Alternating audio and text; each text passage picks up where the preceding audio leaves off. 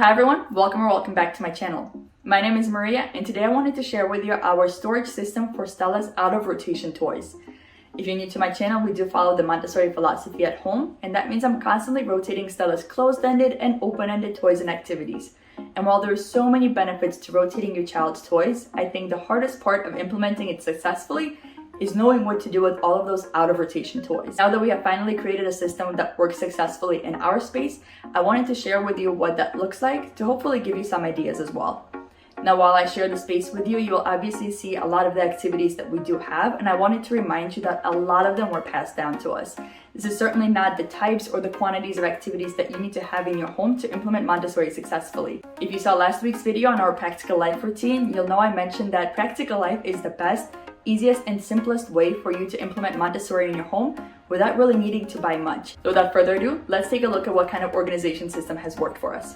This closet under the stairs is the main storage area that we have created and has really allowed me to see everything that I have in my inventory.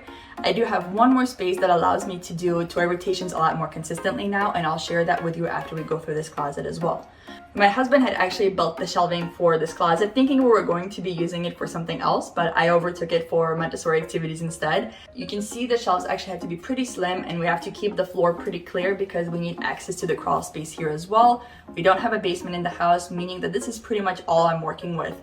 And since we do have a lot of activities that already got passed down to us, I have to be pretty conscious of what I'm purchasing to add to Stella's rotations and have to be pretty creative with repurposing some of the activities that we already do have. So this shelf up here is the one that is more used for the non-Montessori activities and the other items that we have around the house, but I do have my laminator as well as my glue gun up here. We've got a couple of these Pathfinder toys, and then some other items for baby proofing as well as just other household items. Everything else is pretty much Stella's activities. When I was looking for ideas of how I can store activities for Stella, most of the ideas that I found separated the activities out into the different areas of the class. So language, math, sensory motor, science, and so on. And while that was initially what I wanted to go with, because I had just 3 levels, it definitely wasn't going to allow me to separate that extensively.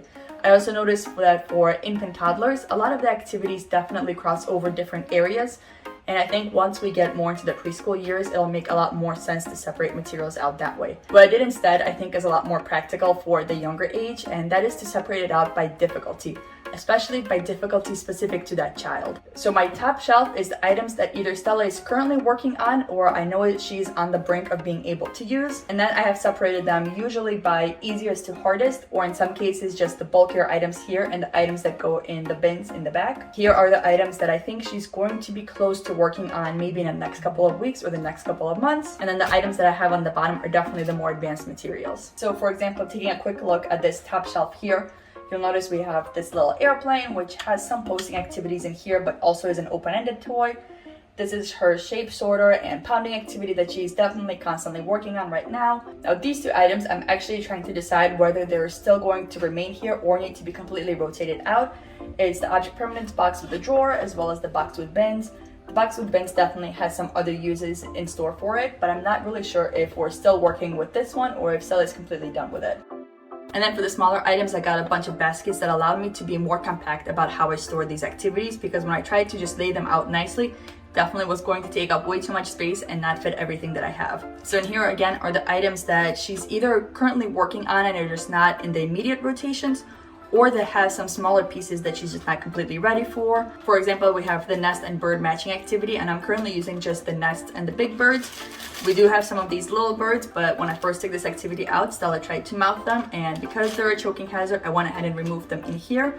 But because this is a color sorting activity that she is interested in, it's still staying on the top shelf. We can either do this supervised with her, or once she's completely out of the mouthing stage, I can go ahead and allow her to use these as well. Because Stella is very into matching right now, this is essentially what most of these items are. This is another matching activity.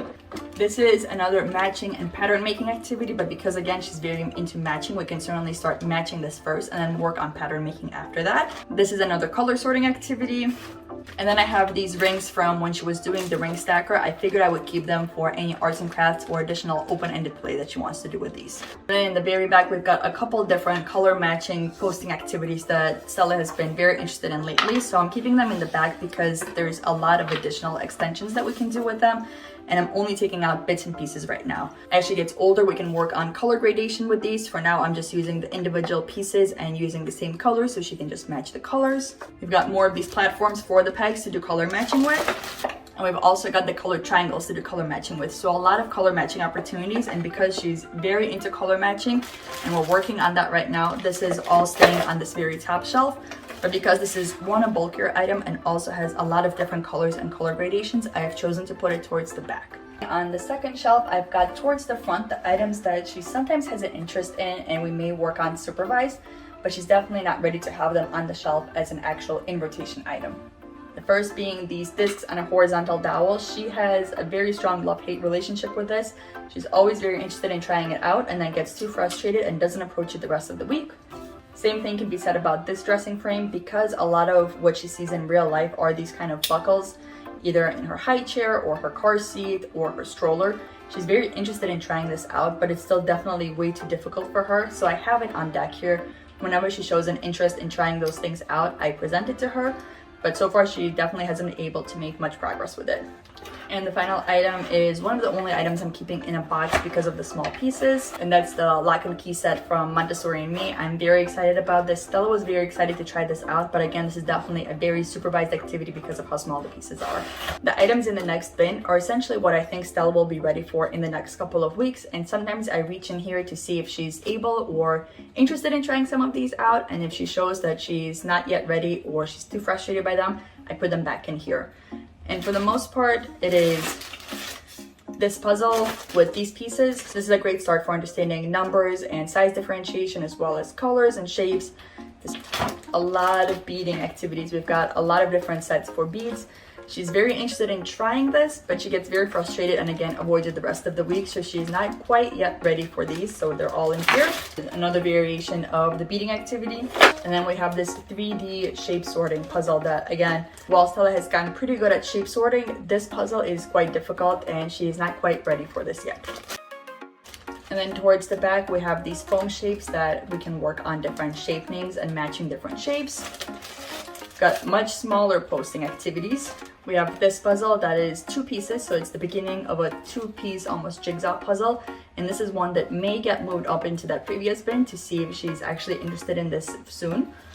And so the items that I've got on the bottom at the front are the ones that I think she would realistically be able to use potentially within the next year. And then towards the back are the ones that have been passed down to us, but I know she's not going to be using them anytime soon just yet. So this entire bin is actually any kind of screws and nuts and bolts, screwdrivers, hammers, so any kind of the construction activities. Definitely the nuts and bolts. At this age, a lot of kids are starting to show an interest in and have the ability to do. Stella is still getting very frustrated by them, so it's not even something that I've moved up onto the second level. But I do have it towards the front because 1, it keeps it in the front of my mind, and 2, whenever I open this closet and Stella sees it, it gives her a chance to show me if she does have an interest in it and we can maybe test it out. And then both of the items that I have towards the back are actual mathematical activities that correlate quantities with actual numbers. This is the other activity, which has these slots. You put the pegs in here. It's got the actual number on it, and then the child can pull it out and the pegs will fall. So again, this is certainly something that I can introduce to her if she's interested in this earlier on, but this is a great way to connect the concrete with the abstract, which definitely we're not working on anytime soon just yet. For Christmas, we also got Stella a lot more open-ended activities, and those will probably be going right under all the shelves that we have. That way they're in a separate area where I can constantly rotate her open-ended pretend play area more easily. The final item that I've got on the bottom here is actually my little storage space where I keep all of her extra baskets, all the extra trays, the little jars that I have for smelling jar activities, so anything that I actually need for presenting her activities. And the other item I do have on top of this is typically another bin where I store whatever seems to need to be completely rotated out and moved to the crawl space. We did just recently move that down, so it's currently empty, but we're probably going to have to put another bin up here soon. And this is the final area that I wanted to share with you. This is essentially where I store Stella's currently in rotation, out of rotation activities. So these are items that we are rotating either this week, next week, or have been rotating the previous week. Items that I'm constantly reaching for and I know she's currently interested in right now. This space is right next to her playroom, so if I notice throughout the week that she's not interested in a specific activity, I can very quickly swap it out without having to go into the big closet. If you saw my first cleaning with me video where I organized all of this will look pretty familiar, but I did make a couple of changes. So this is the area where I do store the items that are currently in rotation but out of rotation for this specific week or this specific day. And on the bottom are the books that are out of rotation. This is a very pared down version of what we have. This section of the closet is also full of her books, but they're not nearly as well organized because it's not intended to have her books in there. So we definitely need an additional solution for all of the out of rotation books for her as well. Over here, I do just store whatever items are a little bit too big to go into the basket, similar to what I have in the other closet as well. And for example, in the basket currently, we've got the Familiar Faces cards, got all the different variations of the pegs and the pegboards, wallet posting variation, and this pouch that has all the different opening and closing items that are currently on her shelf actually. In the back, I've got the little snowflakes that she's been working on. And I do have a couple of puzzles in here that are not the actual organic shaped puzzles, but this one is the 3-circle puzzle, and I've got her pentagrass puzzle in here as well. So this has made it very easy for me to quickly access whatever we're currently working on and just kind of make swaps throughout the week. And if I feel like I haven't been grabbing something in here for quite a while, I'll put it over into that closet and take something fresh out of the other closet and bring it in here. And then what we do have on the bottom is more books. These are for when she's much older. These are chapter books. I have some of her art supplies in here, so her paints and some of her Play-Doh is here, and we're going to be fixing her art area for Christmas. So once that's all done, I'm definitely going to be removing these from here, and I'll update you on what that looks like as well. And just down here are all of her peg puzzles, and on the right side are where all of her animals and their matching cards are. So I hope you've gotten some ideas for how you can store your child's out of rotation toys and activities. And if nothing else, I hope it's giving you peace of mind that it doesn't need to be a very complicated or complex system to work. It simply needs to be something that is going to make sense to you and going to fit within the space that you have. And until next time, hope you stay safe.